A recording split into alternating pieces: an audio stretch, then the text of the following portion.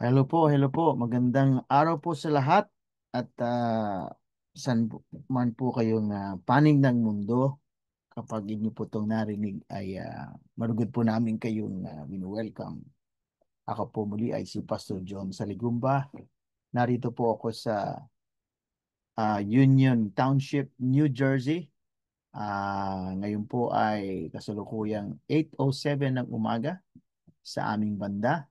Kasama ko po dito sa Estados Unidos ng Amerika si Sharon Rose Master Gerard Mirandilla. Siya po ay nasa Statham, Georgia.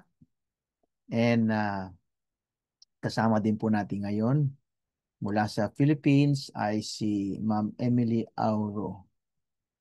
So ito pong aming isinasagawa na tinatawag po naming mini revival. Ay offshoot po ito ng revival meeting ng Kalakhang Atomy Global Business. Ito po ay ang Atomy po ay humahanga hanggang sa mga uh, 27 plus regions, almost 50 plus countries ngayon po. And ito po ay sa kabuuan ay meron pong 15 something plus million members. Dito po sa lokal na ito na aming ginagawa mula sa leadership ni SRM Gerard Mirandilla ay minabuti po namin na na meron po siyang na-receive kay Lord na magkaroon po at the end of the week to have a moment to go back sa salita ng Diyos. And simply because as we face the weekend, ay nakahanda po ang lahat na harapin ang, ang pakikipag to commune with our Lord. So, hindi po namin alam kung meron pong gumagawa ng ganito, but we are so humbly proud na kami po ay merong ganito for the glory of God and para po sa mga kalakhan ng team member under Household Gold. And we are again with all humility and we are all glory to God ay amin na po itong na duplicate into a in-person gathering na amin pong itinaguyod very first time yung last first Wednesday of this month. So we are praying na dito po ginanap po yun sa Jersey City, New Jersey. So we are praying na ito po ay patuloy na biyaya ng Panginoon at pagpalain ng Panginoon upang aming patuloy na magawa. So yes, everyone can attend. Everyone can attend, dito sa mini revival, online and in person. So again, we are right now recording this session para po sa for everyone to see what's going on. Diyan po sa screen, makita nyo na we have the verse Philippians 4:13. I can do all things through Christ who strengthens me. And in the right side of your screen is yung motto po ng company. Kami dito sa business na ito, tulad nga po ng aking pinasisimulang sabihin, we chose to welcome the Lord in our business. In the context of doing business, we welcome dito sa marketplace ministry ang salita ng Diyos. Ito po ay ganito din po yung ginagawa ng may-ari, si Mr. Hangel Park. I have witnessed it firsthand nung ako po ay nabiyaya ng Panginoon na makapunta po sa South Korea, doon po sa main office. And I saw his passion. And when he stands up in the middle of thousands, on the stage, declaring the very name of our Lord Jesus Christ. So, Kaya nga po, we invite everyone, we encourage everyone to study the Word of God. Today, we have the topic na strength for the journey, overcoming life's challenges through Christ. Through Christ. Alam niyo po yung background po ng Philippians, ang writer po dyan ay si Apostle Paul. You know, and sinulat niya po itong letter na ito to the Philippians. Yes, it's a letter. Letter po yan. Sulat mula sa paglilimbag, pagsusulat ni Apostle Paul. He was sending this letter to the Philippian believers. Habang siya po ay naka-house arrest. Grabe, no? House arrest. Pag nabasa niyo po mula sa Acts, yung journey, missionary journey ni Paul, hanggang sa kanyang mga isinulat na mga epistles, kaya mo may Pauline epistles, siya po ay last time I believe during yung aming isa pang session, and I will announce it later on at the week tuwing Sabado, nabanggit ko na si Pablo po ay dating murderer of Christians. Ang tawag po sa mga Christians noon is the way. The way. Yan ang tawag sa kanila. Followers of the way.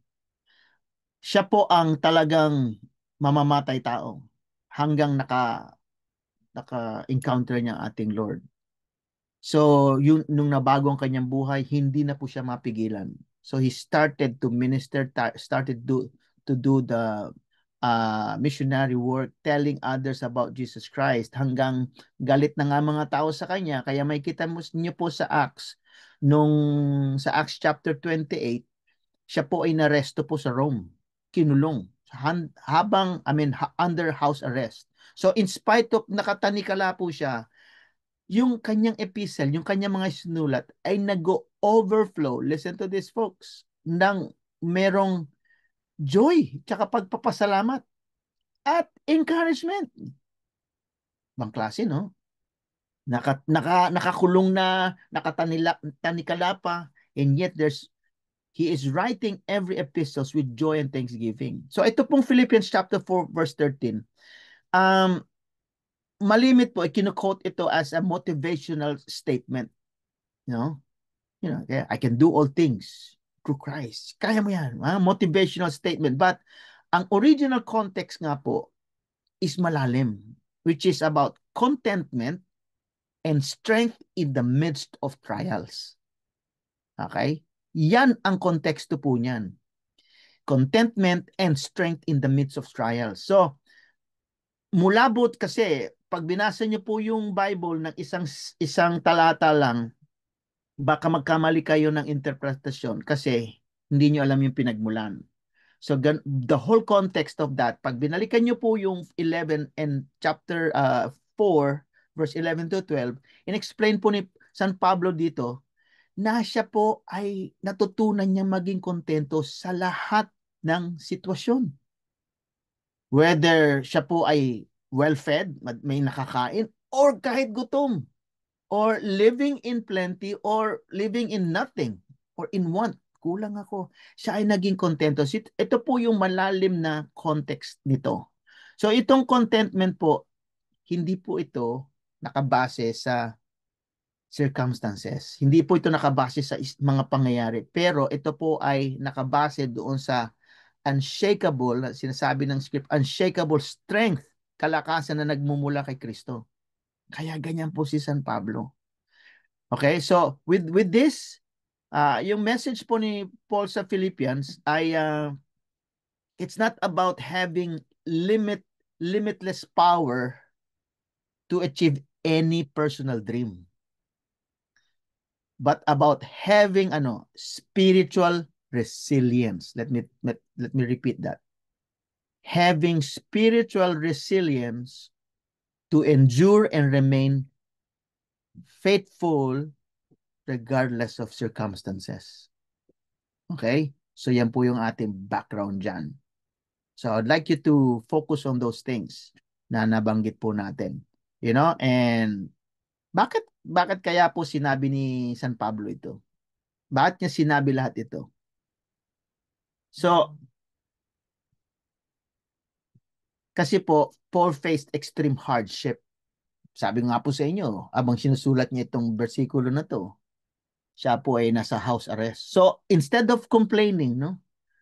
Instead of complaining, isinusulat niya mula sa kanyang experience that ina-affirm niya na yung kalakasan niya, yung joy niya, yung pagpapasalamat niya in spite of his present situation was not from himself, but from Christ. Mula sa Panginoon. So he was telling itong mga Philippians na yung true endurance, joy, and productivity in the kingdom, sa kaharian ng Diyos, ay kailangan nakadepende o parating nakadepende sa grasya ng Panginoon. So, ayan po, nakaranas siya ng suffering, di ba? Imprisonment, scarcity, emotional strain. Imagine yung bakit emotional strain. Kasi yung concern niya sa lahat ng kanyang mga church plant, nag-church plant ho siya eh. Tapos, yung kanyang mga itinuturo ay iniiba pa ng mga karamihan. Kaya may betrayal pa. Isipin niyo yun, tinuruan nyo na, dinisciple nyo na, nilead nyo na, and yet, may backstabbing pa. Grabe, di ba? Kala natin, porket apostle siya, walang ganun. No, he's also human. Betrayal, emotional strain, and spiritual battles. Ito, temptation to despair. Kasi, mangangayaw ka talaga eh. Di ba? Parang, nag-ano ka na, nag-lead ka na, binigay mo na yung buhay mo, and yet, merong mga tao pa na talagang hindi ka, sabihin natin, ginagalang. You know? So tingnan natin po natin yung ibig sabihin ng mga salita niya mula doon sa verse na yan. And sabi, I can do. Yan po yung word sa Greek. Again, bakit natin nilalaliman? Kasi nga po, ito nga po yung pag-aaral ng Word of God. You know, we want to understand why it was written in such a way. It means, I can do means to have power to be able to prevail, to be strong. Nakita niyo po, ibig sabihin niya, hindi lang yung kaya ko to. Di ba? Pag sinabi mo, kaya ko to. Isa rin, kaya ko to. Hindi lang yan ang ibig sabihin ni Paul. Kaya nga, when we read the Bible, we look into its exact meaning. I can do sa Greek is isikyo. It means kailangan merong to have power. So it implies active capability. Active po. Okay? Hindi yung parang you wish. Parang wish ka lang, you know? Active capability, hindi po yung passive. Nakukuha niyo po. So yung I can do, kailangan merong kilos ka. Meron kang kilos. Hindi lang ibig sabihin na may kakayanan ka o kaya mong abutin to, kaya mo tong gawin. Kundi kailangan may prevailing yung will. Pangalawang sinabi niya is all things. Panta mula sa Greek. In this context, you know, it refers to all circumstances. Kaya po binanggit niya yung prior verses. Sa lahat. All circumstances. Okay? And then, through Christ, literally, in the one who empowers me. Yan ang ibig sabihin. Kaya nga po, ma, ma, ma, maigi na tinitingnan po natin yung buhay ni Pablo. Kasi parehas lang tayo eh. Parehas lang tayong tao. You know? And yet, how come he endures? Tayo, if I'm not mistaken, in generally speaking, pag may narinig tayo, somebody backstabs on us, you know, may narinig tayo, parang, ano kaya ito? Tirisin ko kaya ito? Diba? Ganon kaya agad yung ano natin kasi pag tapos mag-excuse pa tayo, pasensya na, SRM, tao lang ako. Lahat naman tayo tao, kaya nga si Paul, tao din. Pero how come? Because ang sabi niya, through Christ. Through Christ. Yun yung source ng kanyang strength. Yung personal union niya with Christ. Ito po ay hindi po ito positive thinking, ha? Hindi po ito positive thinking or human yung malakas tayong mag-endure ng mga salita ng mga tao or mga pananakit. This is not just that. Hindi ito po yung sinasabi ni Paul. Sinasabi niya, it is because may personal union siya with Christ. Yun ang pinakamalaga. Strengthens, yung salita niya doon.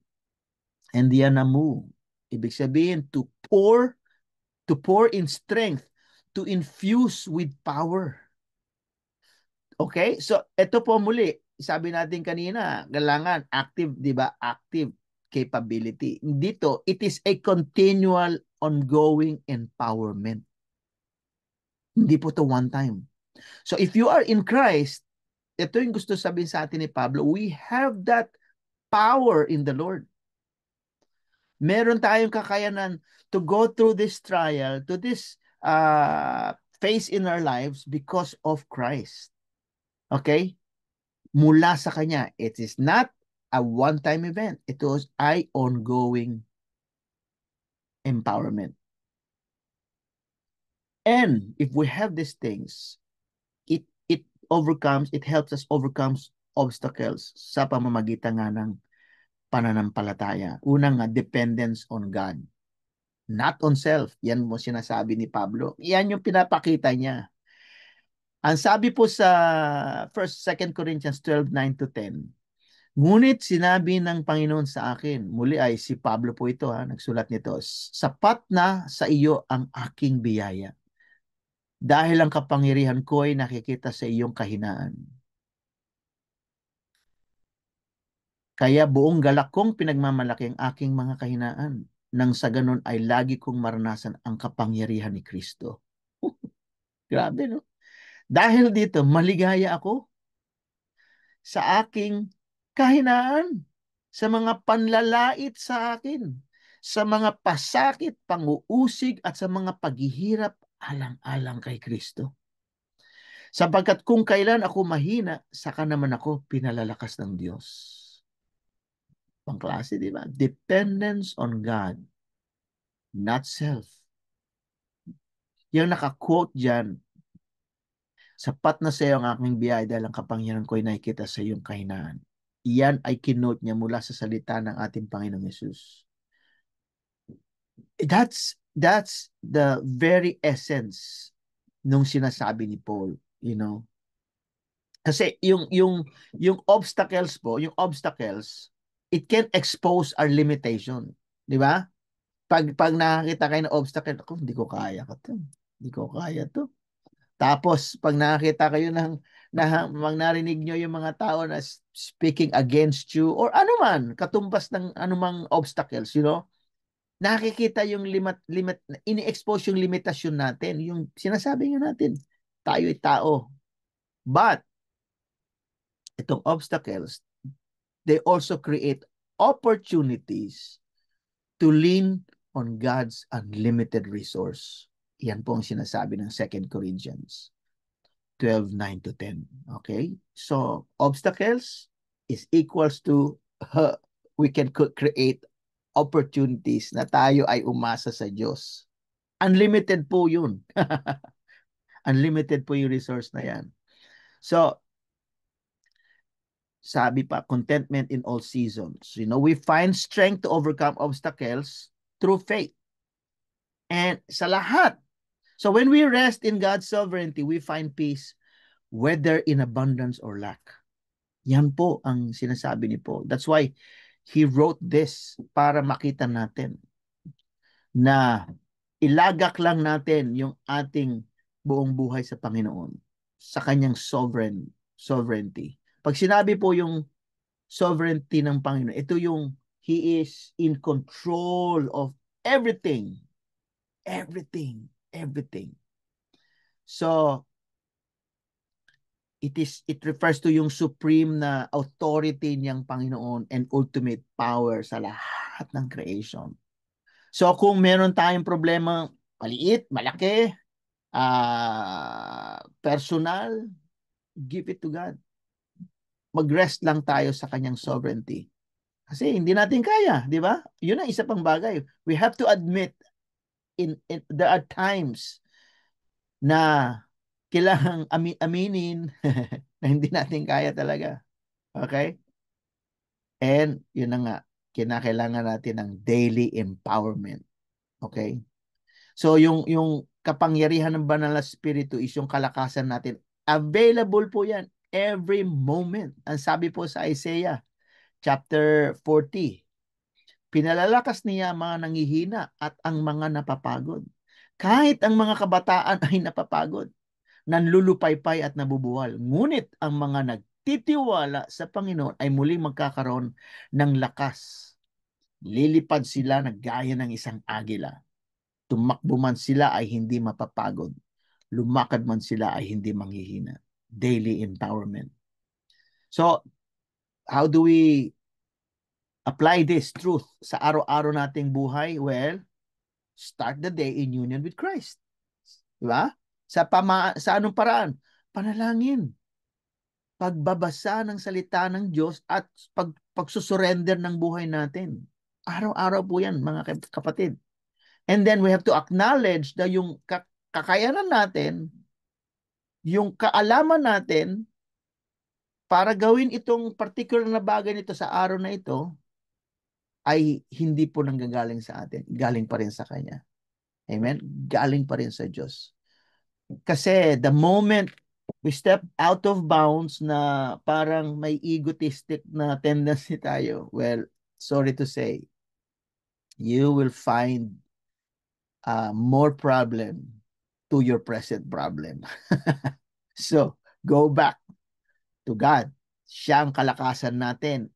I-acknowledge natin yan sa ating pang-araw-araw na ginagawa. Redescribe obstacles as opportunities. Yan. Tulad po ni San Pablo, tingnan natin yung trials, hindi po as roadblocks. Siya, di ba, nakatanikala, naka-house arrest, di ba? Tapos, hindi na ako makaka-mission, hindi na ako makaka-preach, hindi na ako makakaturo ng salita ng Diyos. Well, roadblock, pero opportunity, anong ginawa niya? Nagsulat naman siya. Nagsulat siya. So Paul, hindi niya tiningnan tong trials na roadblock. Tiningnan niya to sa anggulo na it is a platform to glorify God. And for the glory of God, yung lahat ng kanyang ginagawa. Third, speak the words in moments of weakness. Ba? Tatandaan yan, di ba? Sa pambungad nitong 2025, yan ang sinasabi ni Hangel Park. Speak. Isalita mo. So, speak the word in moments of weakness. So, pag tayo po ay discouraged, i-declare natin yung Philippians chapter 4 verse 13. You know? I-declare po natin yan na talagang isalita natin, I can do all things in Christ who strengthens me. So when you're discouraged, declare natin yan. Bilang isang faith confession, kung mamarapatin natin, no? Remembering its true meaning, kaya gusto ko pong ituro ito ngayon sa atin. Applying these truths daily, live with gratitude. Okay? Live with gratitude. Magpasalamat po tayo sa Diyos sa lahat ng circumstances sa buhay natin.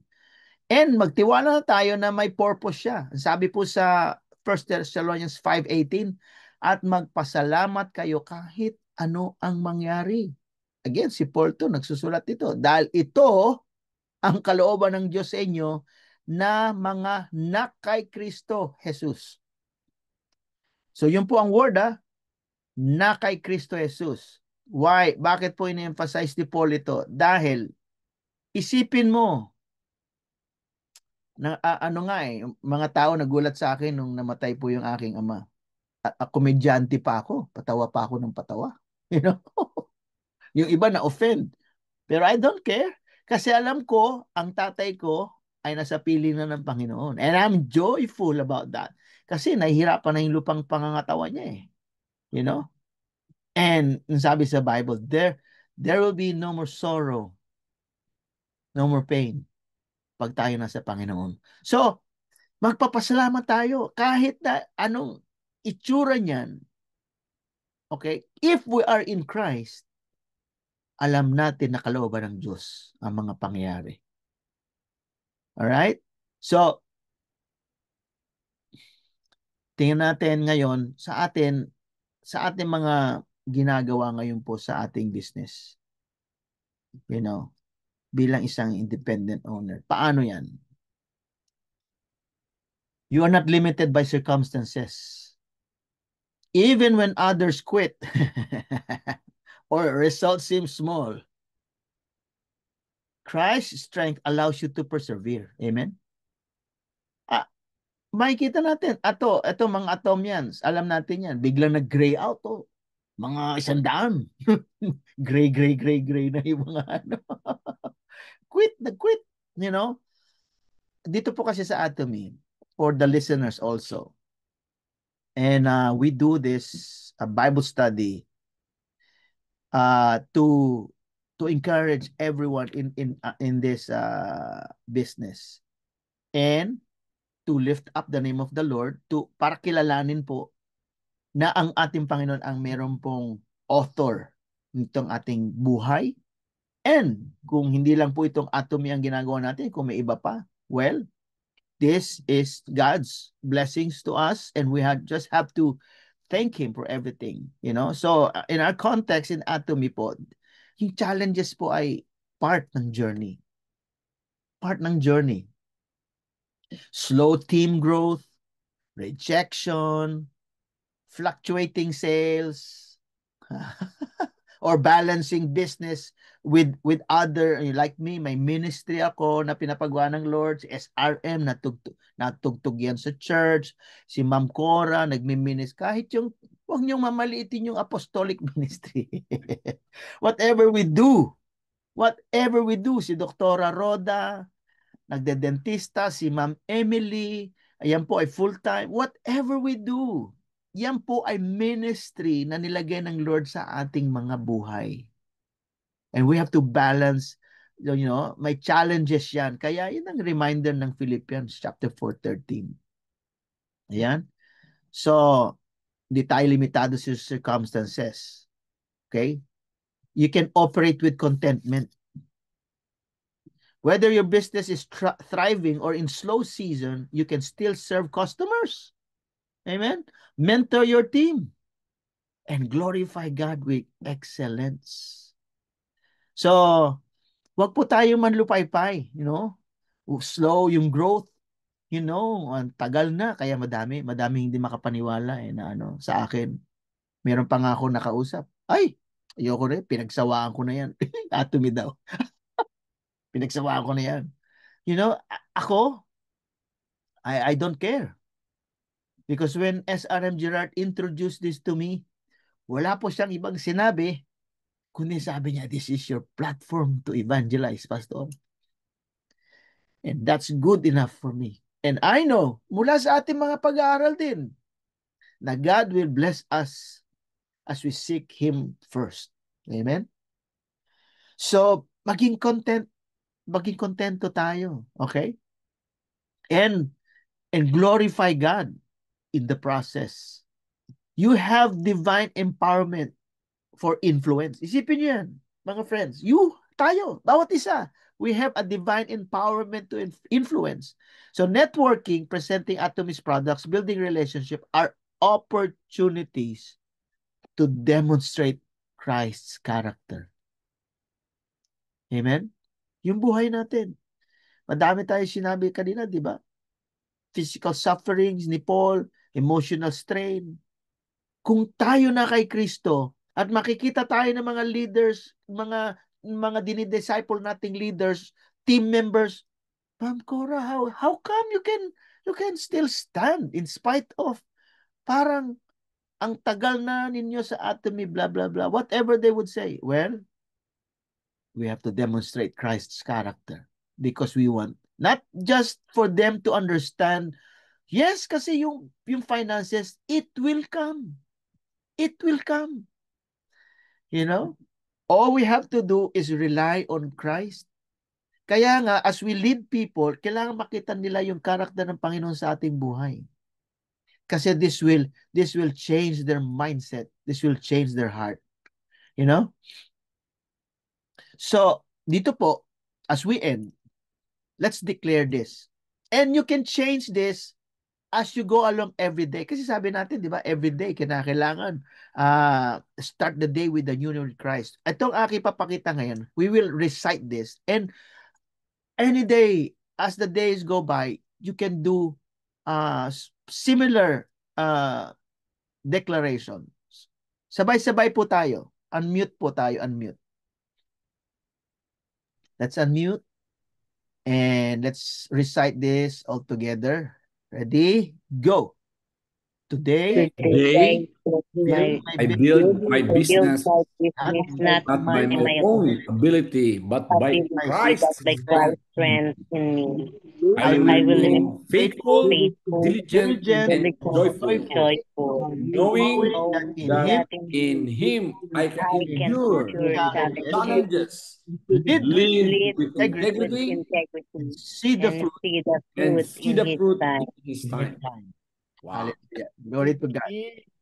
Saglit po tayong manalangin. Let me close this in prayer before I end the recording. So I just want to pray even for those who are listening right now.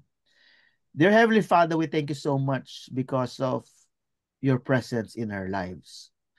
We are so blessed dahil, Panginoon, nariyan ka. In spite of our pagkukulang, mga pagkakasala, still you did give up on us. Kaya nga po, Panginoon, we are so thankful because we have a moment within the week to hear your word, to rely on your word, and to apply your word in our daily lives. Today, I pray na itong aming napag-aralan ay hindi lang pumasok sa isang side ng tenga namin at lumabas sa kabila, kundi maisa puso namin at maisa buhay at maisa katuparan at mailakad namin ito sa pang-araw-araw ng buhay. Muli, sa iyo po ang lahat ng kapurihan, sa tanging pangalan ng aming manako si Kristo Jesus, sa pangalan ng Ama, Anak, Espiritu Santo.